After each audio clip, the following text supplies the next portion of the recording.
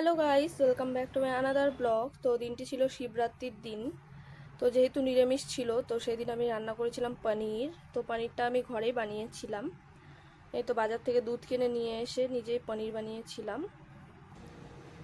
দেখতেই পাচ্ছ আমার পনিরও তৈরি। তারপর আলুগুলোকে ভালো করে সেদ্ধ করে সাইডে রেখে দিয়েছিলাম। তারপর দেখতেই পাচ্ছ পনিরটাকে ভালো করে ভেজে নিয়েছিলাম। তারপর এই তো আমার পনিরের তরকারিও রেডি। তো আমাকে একটু বেরোনোর ছিল, যেহেতু শিবরাত্রি সেহেতু আমাকে তো বেরোতেই হতো। কোন ইয়াররিংটা পরবো খুঁজেই পাচ্ছিলাম না, তারপর এটাই সিলেক্ট করলাম। তারপরে এই তো দেখতেই পাচ্ছ, yes guys, this is me, your Shruti. রাস্তাটা কত সুন্দর ডেকোরেট করেছে দেখতেই পাচ্ছ। আর এটা ছিল আমাদের পিজির সামনের মন্দির, খুবই সুন্দর ডেকোরেট করেছিল। চলে এসেছিলাম জিলেপি দাদার দোকানে জিলেপি খেতে।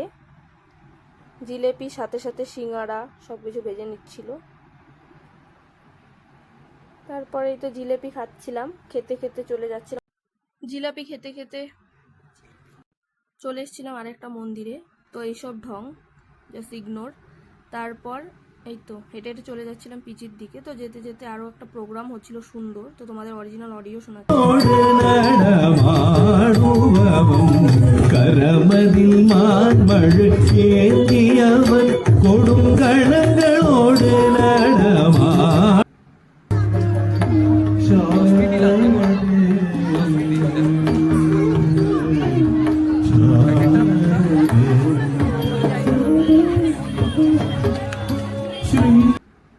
ಮಾಡ್ತೀವಿ ನಮ್ಮೆಲ್ಲರ ಪರವಾಗಿ ಜೋರಾಗಿ ಚಪ್ಪಾಳೆ ಬರಲಿ.